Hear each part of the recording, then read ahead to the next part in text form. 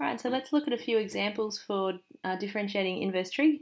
So the first one here we've got, it says differentiate each of the following with respect to x, and we've got a equals inverse sine of x over 3. So I'm just going to differentiate inverse sine of x over 3. I really encourage you to write that step where you show what you're doing. You're differentiating this function. So you're not just starting to write answers down. It shows people who are reading your work what you're actually doing.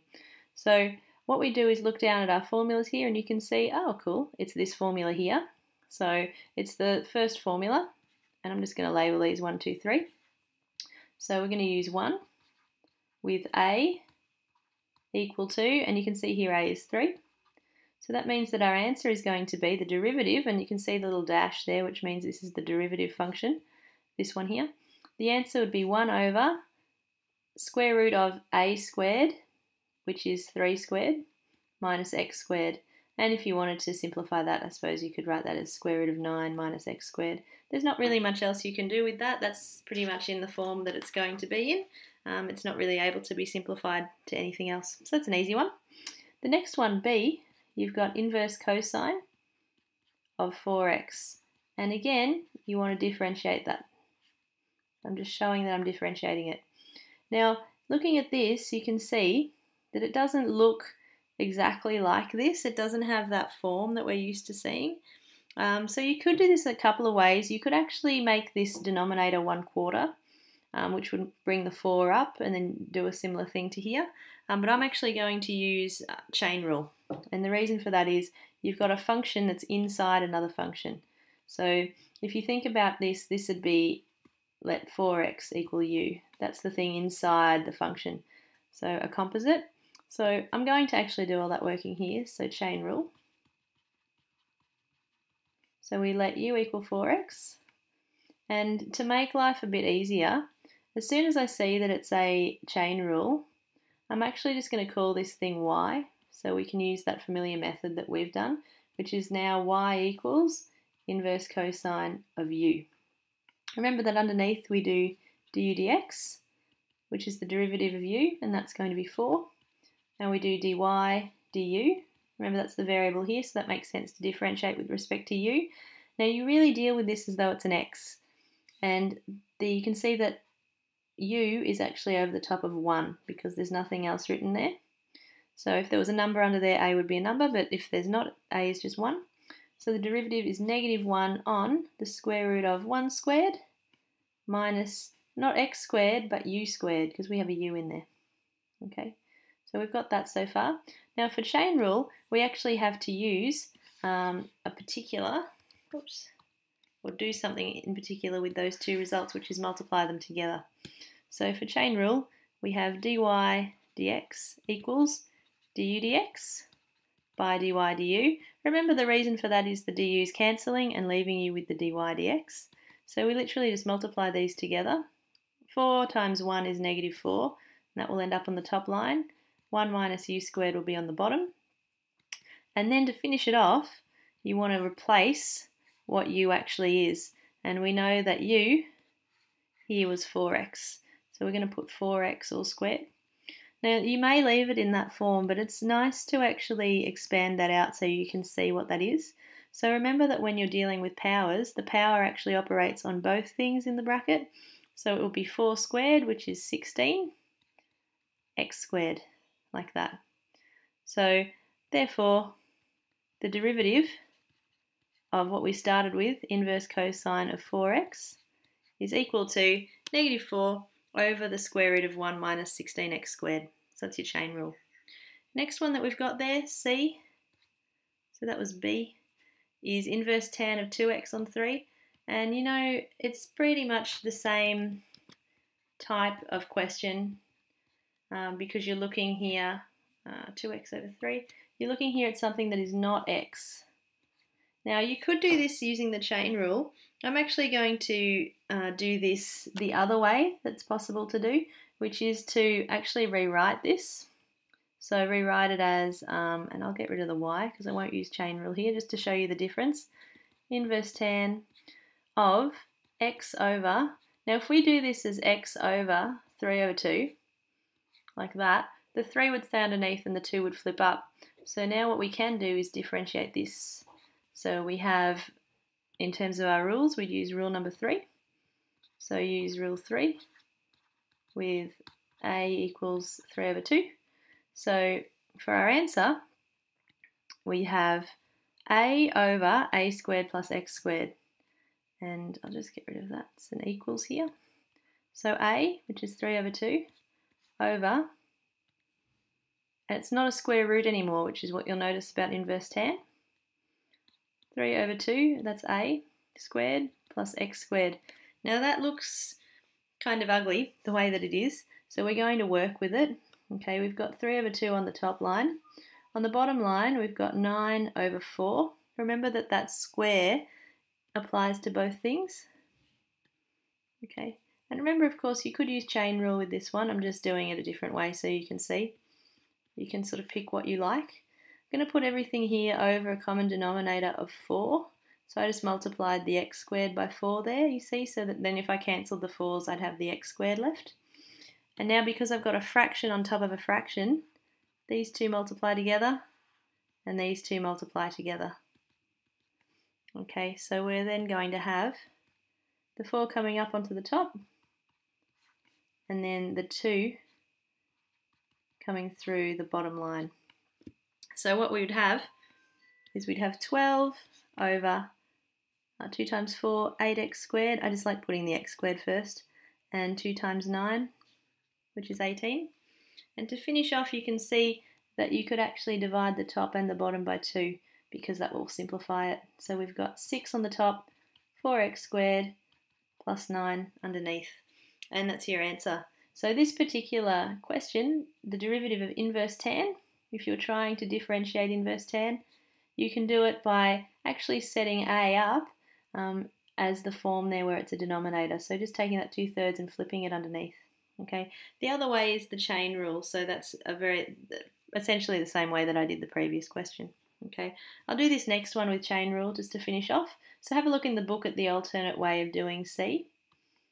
And D, to finish, is looking at trying to differentiate inverse sine of x squared minus 1. Now looking at that again, I would be thinking chain rule. So I'm actually going to let y equal inverse sine of x squared minus 1. And what I'm then looking at is what would be my u. You can see u would make sense to be what's inside the bracket, what's inside the function. So u is going to be x squared plus 1, or minus 1. Y is now inverse sine of u. Remember we do du dx. Derivative of this with respect to x is 2x. Derivative of y with respect to u is the derivative of inverse sine u. And we can see inverse sine, it's 1 on the square root of whatever a is, a squared minus x squared, in this case u squared. So 1 over the square root of, a is 1, there's no number underneath here. So 1 squared minus u squared. Okay, so our chain rule, dy dx equals, I always love just writing the chain rule out. It just shows that you know what you're doing and it makes sure you put things in the right spot as well. 2x multiplies over here and becomes the new numerator. The denominator is the same until you substitute your u back in. So remember that it doesn't make sense to have a u in there. Actually put u back in there. 1 minus x squared minus 1 all squared, like that. And I'll just put a line here for our working. So a bit of simplifying at this point. So we've got 2x on the top. We then have the square root of. Now underneath, in terms of what you might like to do, you can expand that. And I'm going to expand it. So this is going to be, and I'll just do an expansion down here, just so you can see it. So x to the power of 4 minus x squared plus 1.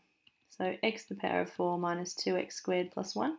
That's the expansion of this squared, so I'll put that in here. X to the 4th minus 2x squared plus 1. The negative goes all the way through all of that. So we have the square root of 1 minus x to the 4 plus 2x squared. and then a -1.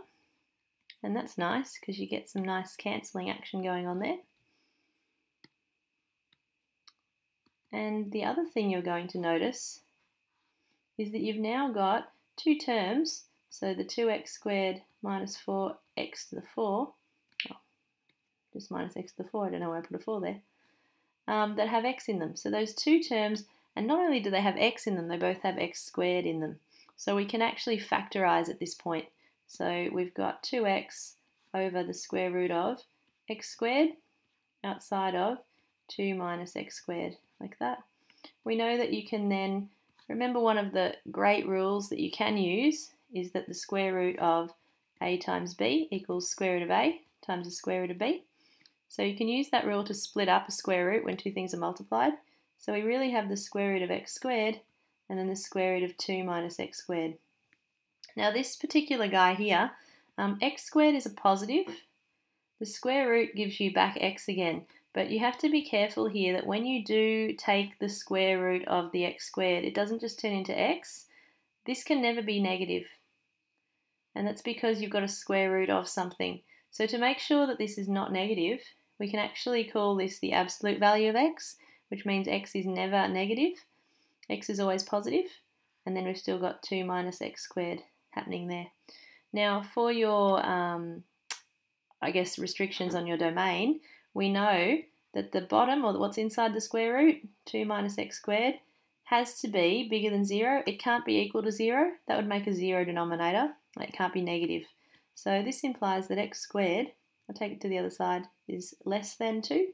So x is less than positive square root of 2, but is bigger than the negative square root of 2. So what that means for us really is that our answer, and I'll just put this onto another slide. Oops.